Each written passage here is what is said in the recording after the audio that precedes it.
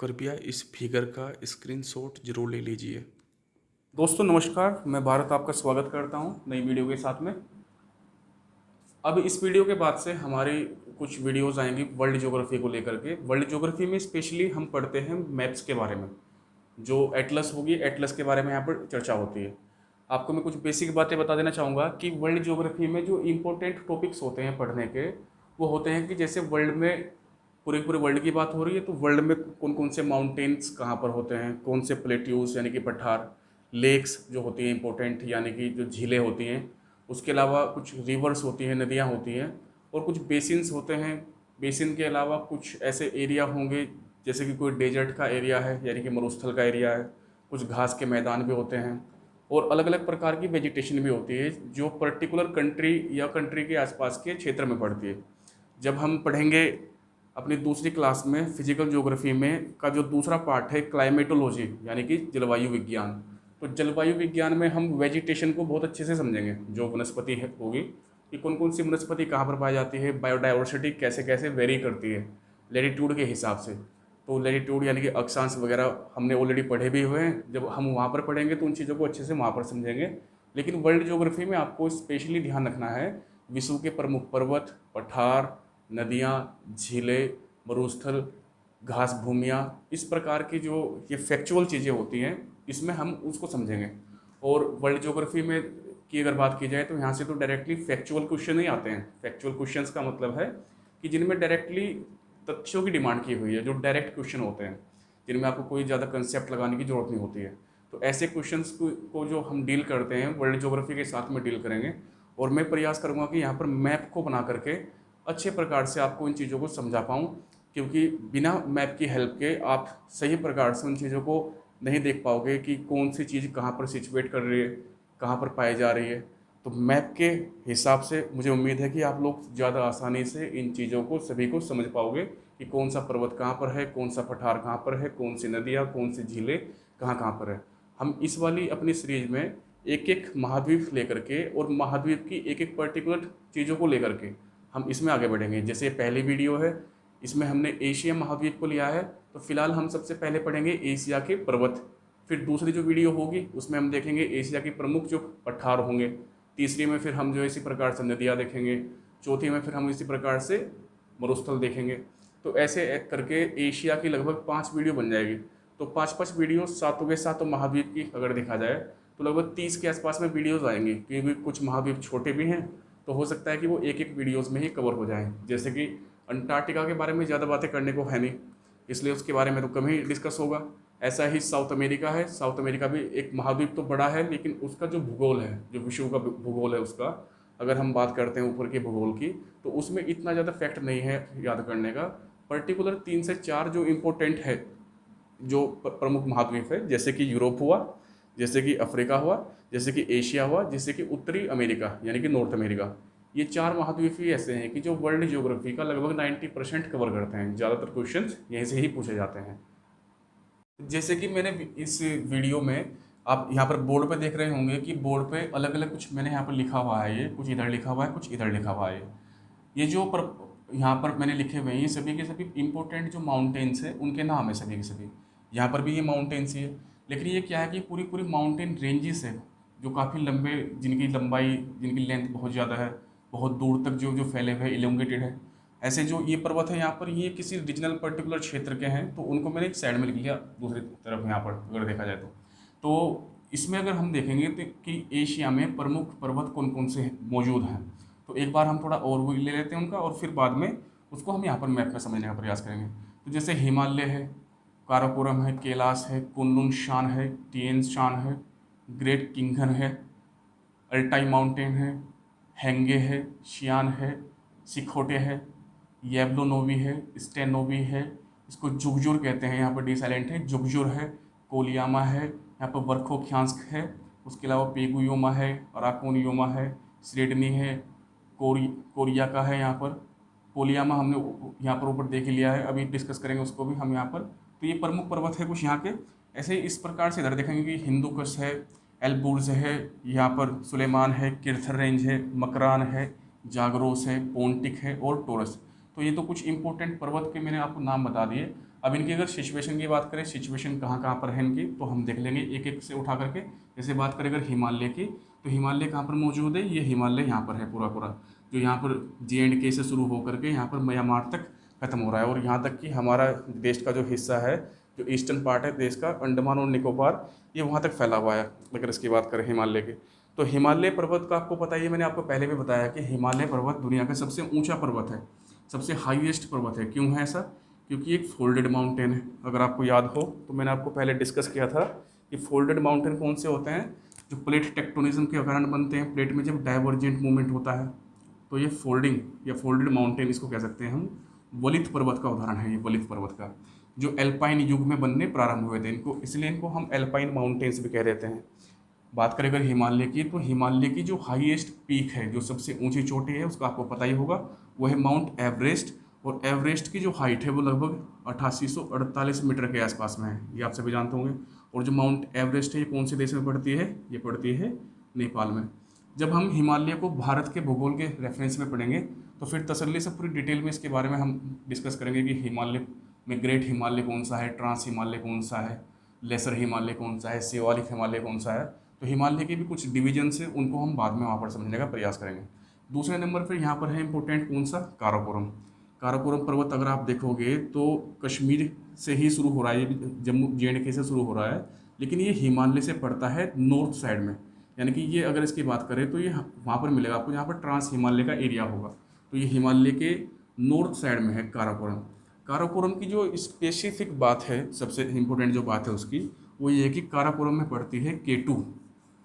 K2 जो peak है, K2 का आपने नाम सुना होगा, जिसका नाम दूसरा है गोडविन ऑस्टिन, इसको हम गोडविन ऑस्टिन भी कहते हैं। तो गोडविन ऑस्टिन जो है वो हाईएस्ट पीक है किसकी, यानी कि सर्वोच्च चोटी है किसकी? काराकोरम की। पहले क्या था कि 1947 से पहले की अगर बात करते हैं हम, तो 1947 के आसपास में कश्मीर जो है एक अलग से रियासत थी। लेकिन जैसे कि आपको पता है कि आज़ादी के ठीक तुरंत बाद में 1947 में ही पाकिस्तान ने जो कबीलाइयों के माध्यम से कश्मीर पर आक्रमण कर दिया था, इन्वेड कर दिया था, जिसकी वजह से कश्मीर का एक बड़ा हिस्सा पाकिस्तान के क्षेत्र में पहुंच चुका है। तो पाकिस्तान के हिस्से में जो क्षेत्र पहुंच चुका है उस पर पाकिस्तान ने क्या कर लिया, उसको ऑक्यूपाई कर लिया। तो इसलिए उसको बोलते हैं पाक ऑक्यूपाइड कश्मीर, POK। तो POK की अगर बात करें तो POK वैसे तो भारत भी क्लेम करता है उस पर, लेकिन अगर इसको देखा जाए तो POK जो है वर्तमान में पाकिस्तान में मौजूद है। तो हम ये भी कह सकते हैं कि K2 जो है वो पाकिस्तान की हाईएस्ट पीक है फिलहाल। लेकिन अगर हम इंडिया के रेफरेंस से इस बात को सोचें तो इंडिया के रेफरेंस से हम मान के चलते हैं कि K2 भारत की सबसे ऊंची चोटी है, लेकिन वो फिलहाल भारत में मौजूद नहीं है, भारत में सिचुएट नहीं कर रही फिलहाल, क्योंकि वो POK में है। तो इसलिए K2 क्या है? K2 भारत की सबसे ऊंची चोटी है, लेकिन वर्तमान में वो किसकी सबसे ऊंची चोटी है? पाकिस्तान की। फिर उसके बाद में हम बात करते हैं कैलाश माउंटेन की। तो कैलाश को आप देखोगे कि इसी तिब्बतियन जो रीजन है तिब्बत वाला, तिब्बत के क्षेत्र में कैलाश माउंटेन पड़ रहा है, जो काराकोरम से ठीक थोड़ा सा जब हम ईस्टर्न साइड में बढ़ेंगे, जब हम पूर्वी तरफ बढ़ेंगे तो हमें कैलाश पर्वत वहाँ पर दिखाई देगा। यानी कि हिमालय से तो ये नॉर्थ में है, लेकिन काराकोरम के कहाँ पर है? ये उसके ईस्ट साइड में है। फिर बात करते हैं कुल्लू शान की। तो कुल्लू शान देखो, एक बात ध्यान रखनी है कि जिस भी माउंटेन के बाद में आ रहा है शान, जैसे ये भी शान है, यहाँ पर ये भी शान है, उसके अलावा और भी है बहुत सारे, उनके बारे में डिस्कस करेंगे हम आगे बढ़ते बढ़ते। जैसे नानशान आपको यहाँ पर दिख रहा है, तो ये सभी के सभी चीन के पर्वत है जितने भी हैं। तो कुल्लू शान यहाँ पर मौजूद है, नानशान आपको ये दिखाई पड़ रहा है चीन में, जो इसके कुल्लू शान के ठीक ईस्ट में है और नॉर्थ में है, इसको हम कह सकते हैं नॉर्थ ईस्ट में है। इसके ठीक साउथ ईस्ट में अगर देखें तो यहाँ पर आपको दिखेगा शिनलिंग शान, इसका नाम भी शान है बाद में, शिनलिंग शान।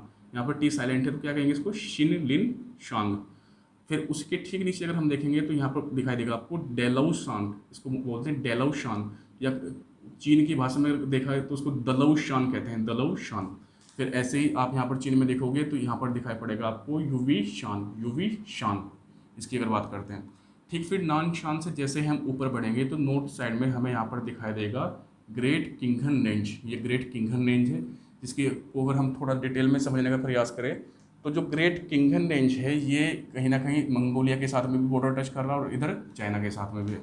फिर इसके बाद में अगर यहाँ पर देखें तो तिएन शान हमने देख लिया, उसके ठीक ऊपर फिर आपको दिखाई पड़ेगा यहाँ पर अल्टाई माउंटेन रेंज। जो ये अल्टाई माउंटेन रेंज है, ये अल्टाई के ठीक नीचे यहाँ पर गोबी डेजर्ट भी है, गोबी मरुस्थल, यानी कि ये मंगोलिया के क्षेत्र में आ गए। यहाँ पर अल्टाई जो पर्वत है ये मंगोलिया जो देश है चीन के नॉर्थ में, और रूस के मतलब रूस के और चीन के मिड में पड़ता है, रूस के साउथ में और चीन के नॉर्थ में जो देश है मंगोलिया। आपको पता भी होगा मंगोलिया की राजधानी है उलान बटोर। तो उलान बटोर के आसपास का क्षेत्र जो है वहाँ पर कौन सा माउंटेन है, अल्टाई माउंटेन है वहाँ पर। फिर हम नेक्स्ट देखेंगे यहाँ पर, तो नेक्स्ट के बाद में जो है आपको दिखाई पड़ेगा ये जो हैंगे माउंटेन है, हैंगे माउंटेन। हैंगे माउंटेन की अगर बात करते हैं तो ये भी अल्टाई माउंटेन का जो ईस्टर्न पार्ट है, ईस्टर्न मतलब पूर्वी साइड में जैसे हम बढ़ रहे हैं, तो उसी पार्ट को हम अल्टाई के क्या बोल देते हैं, हैंगे बोल देते हैं या शियान बोल देते हैं उसको। फिर अगर आगे देखेंगे हम यहाँ पर, तो येवलोनोवी आपको पता है कि ठीक ऊपर पड़ रहा है अल्टाई से, यहाँ पर नॉर्थ ईस्ट में पड़ रहा है इसके, और इसके ठीक नॉर्थ वेस्ट में पड़ रहा है शियान माउंटेन, जिसके बारे में हमने भी डिस्कस किया। यहाँ पर तो ये कौन सा माउंटेन है, यहाँ पर हैंगे है, और शियान कहाँ पर है, वो थोड़ा सा नॉर्थ साइड में पड़ रहा है यहाँ पर। फिर नेक्स्ट वाले को देखते हैं, तो ये स्टेनोवी माउंटेन है, ये भी रूस में पड़ रहा है, साइबेरिया के क्षेत्र में पड़ता है यहाँ पर। उसके बाद की अगर बात करते हैं तो जैसे इसकी बात करते हैं वर्कोख्यांस्क की, तो वर्कोख्यांस्क भी जो है कहाँ पर पड़ रहा है, रूस में पड़ रहा है। अच्छा, वर्कोख्यांस्क की एक बात और भी आपको ध्यान रखनी है कि अभी तक जो जहाँ पर कुछ, वैसे तो इस साइड में बहुत ही कम लोग रहते हैं क्योंकि ये पूरा पूरा एक टुंड्रा रीजन टाइप का है। टुंड्रा का मतलब है कि ऐसा रीजन जहाँ पर टेम्परेचर बहुत ही कम रहता है, हमेशा -60 के आसपास, -40 के आसपास में। अब इसकी अगर बात करें हम वर्कोख्यांस्क की, तो वर्कोख्यांस्क एक ऐसा प्लेस है कि जो रूस का सबसे ठंडा प्लेस माना जाता है, यानी कि इसको हम कह सकते हैं the coldest place of Russia. ये सबसे ठंडा यहाँ का क्षेत्र होता है। फिर इसके ठीक अगर हम नॉर्थ ईस्ट में जाएंगे तो आप देखोगे यहाँ पर कोलियम माउंटेन है। इसके ठीक जो है अगर मिड में देखेंगे हम कोलियन के और वर्कोख्यांस्क के, लेकिन ये थोड़ा सा नॉर्थ में है। अगर इसकी बात करते हैं हम, इसको बोलते हैं हम चेरशकोगो। चेरशकोगो जो माउंटेन है ये भी रशिया का माउंटेन है। फिर यहाँ पर अगर आप इसको देखोगे तो यहाँ पर आपको पता है कि यहाँ पर बेरिंग सागर है, ऊपर चुकची सागर है, नीचे बेरिंग सागर है, और इधर फिर आ जाता है हमारा दूसरा महाद्वीप जिसका नाम है नॉर्थ अमेरिका। और नॉर्थ अमेरिका का ये कौन सा पार्ट है यहाँ पर, अलास्का का। तो इनके जो ये चुकची सागर है, चुकची सागर के पास में ठीक यहाँ पर ऊपर जो अंटार्कटिका सी है, यहाँ पर ऊपर सॉरी आर्कटिक, जो आर्कटिक महासागर का हिस्सा है ये वाला यहाँ पर, तो वहाँ पर कौन सा जो पर्वत है इसका नाम है चुकोटस्क। इसको भी आपको ध्यान रखना है। फिर उसके ठीक नीचे यहीं पर ही अगर हम बात करते हैं इसी वाले जो क्षेत्र में, यहाँ पर कोरिया का माउंटेन पड़ता है, ये भी रशिया के हिस्से में आता है ये वाला। फिर यहाँ पर आपको पता है कि ये कमचटका प्रायद्वीप है, और कमचटका प्रायद्वीप रूस का ही है, रशिया का ही है। इस कमचटका प्रायद्वीप में भारत की कुछ कंपनियां हैं जो तेल वेल यानी कि पेट्रोलियम के लिए भी वहाँ पर लगी हुई, वहाँ से पेट्रोलियम की जो माइनिंग करती है, साथ साथ में वहाँ पर उसका प्योरीफिकेशन भी होता है, शोधन होता है तेल का। तो वहाँ पर जो माउंटेन रेंज है उसका नाम है श्रेडनी। तो श्रेडनी माउंटेन भी काफ़ी इंपॉर्टेंट माउंटेन रेंज है रूस की। फिर हम नीचे देखते हैं यहाँ पर जो हमने माउंटेन पढ़ा था हिमालय। हिमालय माउंटेन का जो अगर हम बात करते हैं जो पार्ट है साउथ ईस्ट वाला, यानी कि दक्षिण पूर्वी वाला पार्ट, यानी कि हिमालय यहाँ से शुरू है, जम्मू से शुरू है और होता होता अंडमान तक आता है। तो अंडमान के ठीक ऊपर एक देश पड़ता है, आपको पता है, जिसका नाम है म्यांमार। तो म्यांमार में जो हिमालय का पार्ट है उसको हम बोलते हैं अराकोन यामा। उसको हम क्या बोलते हैं, अराकोन यामा। देखिए जो मैं यहाँ पर बता रहा हूँ आपको, आप चाहो तो उसको नोट भी कर सकते हो साथ साथ में, ताकि आपको याद रहे। अराकोन यामा एक पर्वत है, और ये पर्वत कहाँ पर सिचुएट कर रहा है, म्यांमार में। लेकिन अराकोन यामा किसका पार्ट है, ये हिमालय का ही पार्ट है, इसलिए हिमालय का जो यहाँ पर साउथ पार्ट है उसको हम अराकोन यामा भी कह सकते हैं। अराकोन यामा में से ही एक छोटा सा एक डिवीजन हो रहा है और भी, तो इस डिवीजन का नाम है पेगु यामा। इसका क्या नाम है, पेगु यामा। पेगु यामा वही क्षेत्र है जहाँ पर म्यांमार की प्रसिद्ध नदी है, इसका नाम है इरावदी। तो इरावदी नदी है जो प्रसिद्ध नदी है, जिसको रेड रिवर भी कहते हैं, वो कहाँ से निकल रही, वो पेगु यामा से निकल रही, यहीं पर ही मौजूद है ये। फिर उसके बाद में हम इंडोनेशिया में पहुँचते हैं। इंडोनेशिया में एक प्रमुख पर्वत है जिसका नाम है बेरिसन। बेरिसन जो पड़ रहा है ये आइलैंड है। इंडोनेशिया को आपको पता है, मैं कुछ बातें डिस्कस करना चाहूँगा कि इंडोनेशिया लगभग 16,500 आइलैंड्स का ग्रुप है। दुनिया के सबसे ज़्यादा जो द्वीप है किसी देश में तो कौन सा है, इंडोनेशिया है। तो इंडोनेशिया काफ़ी बड़ी कंट्री है, मुस्लिम कंट्री है, काफ़ी बड़ी कंट्री है, और लगभग 16,500 आइलैंड्स जो है यहाँ पर मौजूद है। और इसमें जो है प्रमुख तो जो द्वीप है उनकी संख्या 3 है, जिसमें एक तो है जावा। जावा पड़ता है यहाँ पर थोड़ा सा, यहाँ पर ये जावा है। जावा के ठीक यहाँ इस साइड में इसका नाम है सुमात्रा, और जो ये वाला है इसका नाम है यहाँ पर बोर्नियो, इसका नाम है बोर्नियो। तो जो बेरिसन पर्वतमाला है ये सुमात्रा में पड़ रही है इंडोनेशिया के। फिर हम दूसरे की बात करते हैं, तो दूसरा कौन सा है, इसको बोलते हैं हम शेवनर। शेवनर जो माउंटेन है वो बोर्नियो में पड़ रहा है। वो कहाँ पर पड़ता है, बोर्नियो में।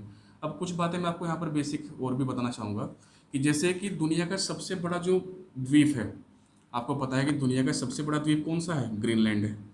और ग्रीनलैंड पर अगर एडमिनिस्ट्रेटिव कंट्रोल की बात करें तो कौन से देश का है? डेनमार्क का। तो डेनमार्क का कंट्रोल है कहाँ पर? ग्रीनलैंड पर। ग्रीनलैंड दुनिया का सबसे बड़ा द्वीप है।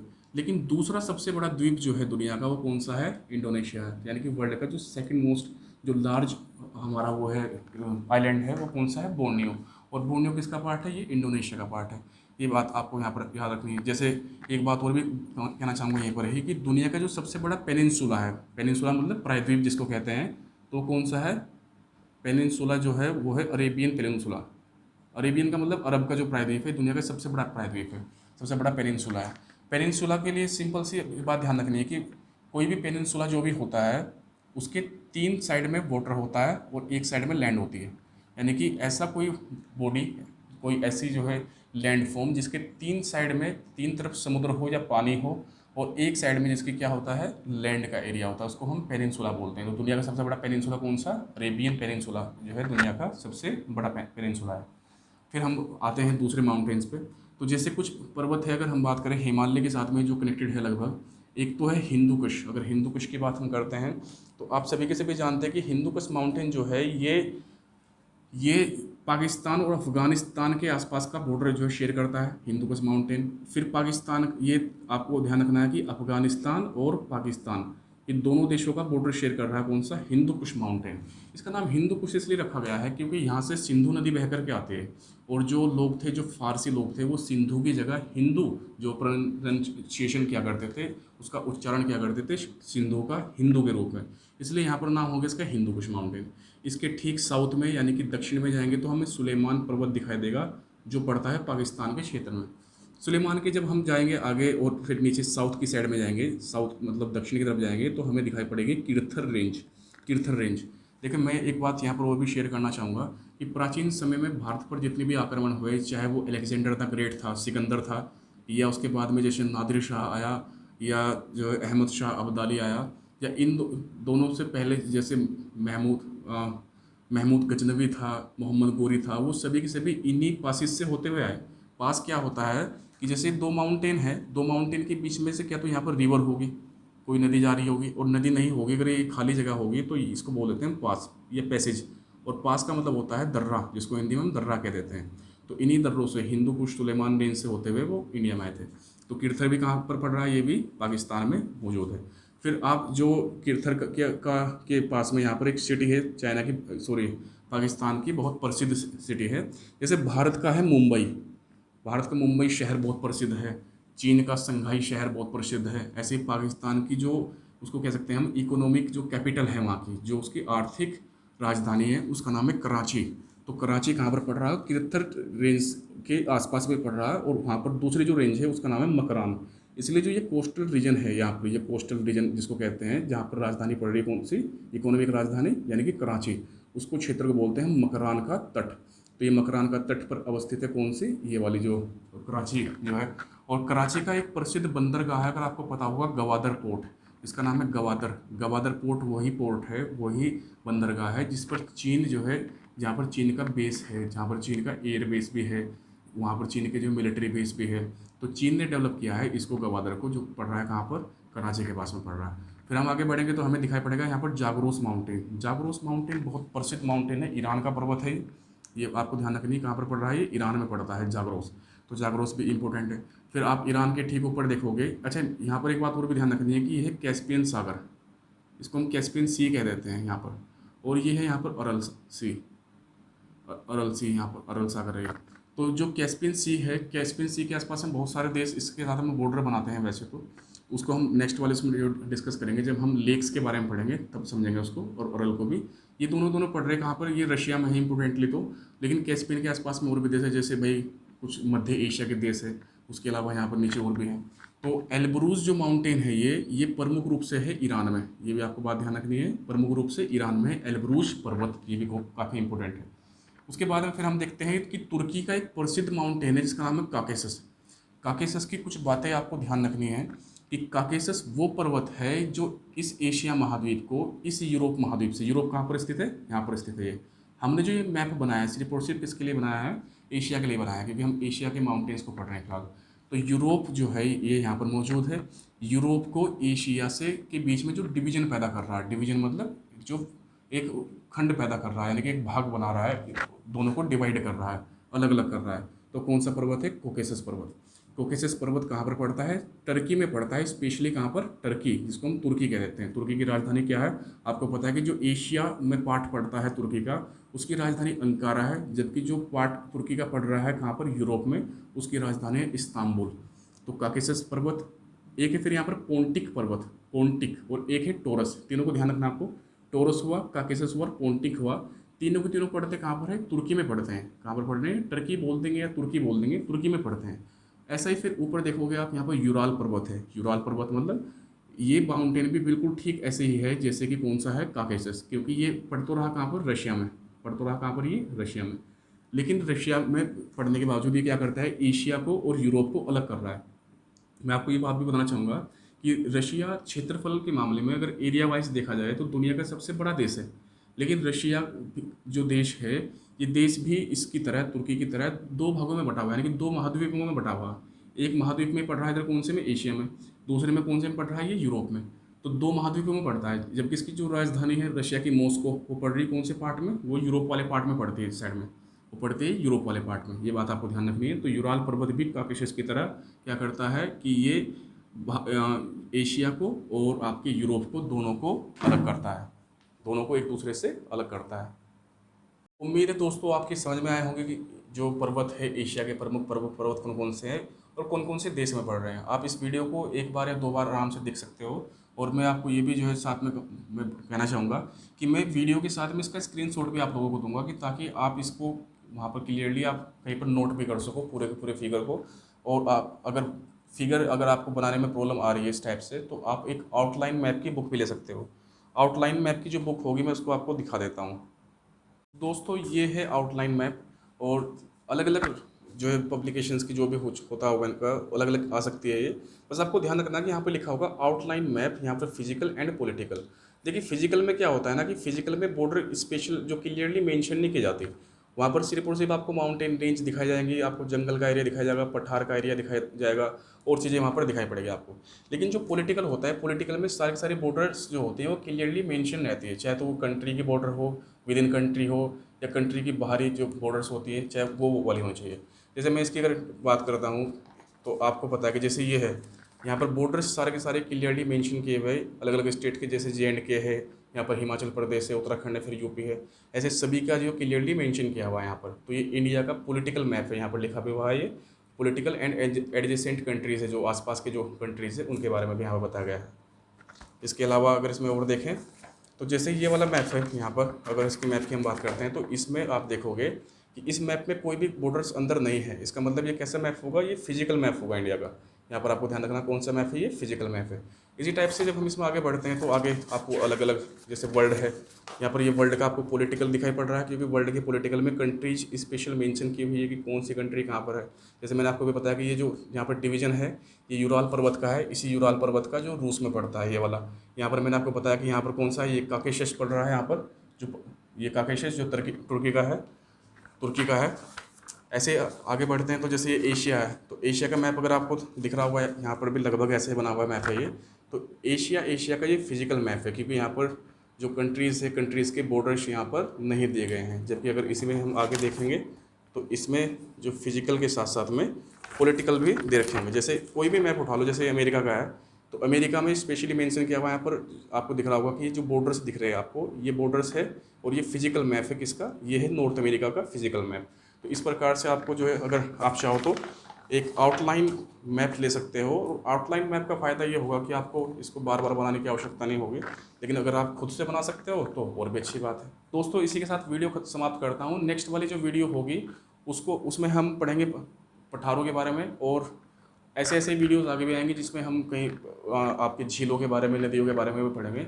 और फिर बाद में आप जब अलग अलग इंडिविजुअल पढ़ लोगे सभी चीज़ों को, किसी भी पर्टिकुलर महाद्वीप के बारे में, मान लीजिए फिलहाल आपने एशिया का पढ़ा है ये पर्वतों के बारे में, फिर आप पठारों के बारे में पढ़ोगे, तो बाद में जब उसको कंबाइंड करके आप इंटर रिलेट करके आपस में पढ़ोगे तो सारी चीज़ें आपकी क्लियर हो जाएंगी। आपको ये भी पता चल जाएगा कि गंगा जो रिवर है वो कहाँ से निकल रही है, हिमालय से निकल रही है, और कहाँ कहाँ से होकर के वो गुजर रही है, पास कर रही है, उसकी ट्रिब्यूटरीज कौन कौन सी है, कौन कौन सी उसकी जो सहायक नदियाँ हैं वो उससे मिलती है आकर के। तो वो सारी डिटेल्स आपको नेक्स्ट वाली वीडियो में मिलती रहेंगी। नमस्कार दोस्तों। ज्योग्राफी की सभी वीडियो देखने के लिए चैनल को सब्सक्राइब अवश्य कीजिए।